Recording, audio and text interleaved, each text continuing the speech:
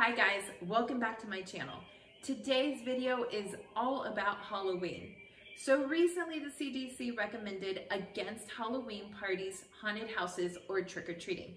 But that does not mean that Halloween is canceled. I've been brainstorming ideas of how we can still celebrate Halloween while maintaining social distance and staying safe. Halloween has never been about one night in our household. It's an entire season of celebrating. I hope this video inspires you and gets your creative juices flowing, so here we go. There are those traditional activities that you can still participate in this season, such as a Halloween movie marathon, carving a pumpkin, or baking sweet treats. You can't go wrong with those, but I do have some additional ideas that I'd like to share with you. I'd like to encourage you to decorate as much as you can. You'd be surprised how much joy you can bring to others just by the decorations that you put out. One of our favorite things to do this time of year is take a daily walk and observe the decorations that our neighbors have set out. It's one of my son's favorite things to do. It makes him so happy to walk throughout the neighborhood and point out the pumpkins, scarecrows, and other various decorations that our neighbors have put out. So decorate as much as you can. Boo your neighbor. Booing your neighbor means that you drop off a treat or goodie bag and you can get creative. It could be something small, a little bag of candy, anything you would like for it to be. Drop it off for your friend or neighbor anonymously.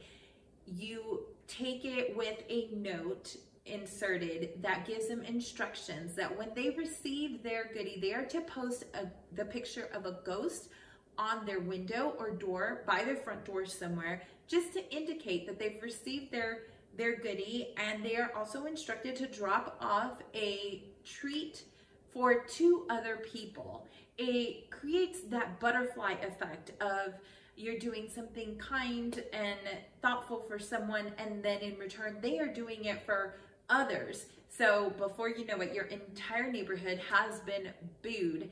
This gives you the opportunity to still interact with your neighbors and those in your community while maintaining social distance during this Halloween season. Have a spooky dinner with a Halloween-inspired menu.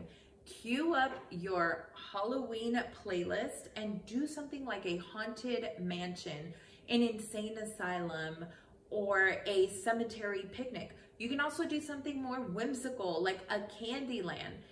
Do something that's age appropriate for your children. Have a family Halloween game night. There are so many Halloween themed games that you can play with your family. There is an inflatable spider ring toss that I saw on Amazon. I'll link all of these things down below for you guys. There's also a pin the spider on the web. So think pin the tail on the donkey, same concept. It's just pin the spider on the web. An eyeball on the spoon. So, you know, similar to the game that you would play during Easter where you have the egg on the spoon and race with it, but this is an eyeball on the spoon. There's a Hocus Pocus board game, which I have not yet played, but it did catch my attention. And a Halloween themed bingo looks super cute. Our family also likes to play the Mexican Loteria bingo. You can keep it really simple and just put a bunch of candy in a jar and have your kids try to guess how many candies are in the jar for a prize. If your children are a little bit older, maybe teenagers, because I do also have grown children, there is a game called Hunt a Killer. Hunt a Killer is a box that you order online. It is a box of high quality handcrafted clues, and it's up to you to solve the murder. If you like CSI inspired shows, this is the game for you. Have a backyard graveyard candy hunt. Think Easter egg hunt, but for Halloween. And you can create a cemetery in your backyard, hide the candy. If you have a fog machine, even better. Tell scary stories around a bonfire. It's classic, but so good. So you can read scary stories, or if you prefer, there is a podcast called the Otis Jiry's Scary Stories Told in the Dark. Super creepy, scary stories that everyone can just listen and enjoy. Oh, don't forget the s'mores. Have a Zoom pumpkin carving contest. So back when I was a kid, we took the kitchen knife and carved into the pumpkin. It was a mess, and it was just a disaster. It didn't look very good. Boy, have we come a long way. So I recently purchased this pumpkin carving kit, and it's got all these nice tools. So I'm very excited about carving our pumpkin this year. And I also ordered a set of stencils, which I am still waiting on, but I am ready to go for my pumpkin carving Zoom contest. Have a Halloween piñata. Make those kids work for their candy. You can get a Halloween themed piñata on Amazon. It does not get any easier than that, and your kids will have a blast. Visit a drive-through haunted house. So you roll your windows down, turn that radio off, and drive through. I cannot even imagine how terrifying it is. I've never gone to a drive-through haunted house, but for those of you in Texas, there is one in Splendora, Texas, which is near Houston. So if you're willing to brave through it, get out there and enjoy. There are so many cute Halloween books and crafts that you can enjoy with your kids. I am going to share with you Halloween Jack. This is Mikey's favorite Halloween book. He has been loving this book since last year, so much that he demands we read it to him year long. This is the second copy of the book that I've purchased because he wore the first one out.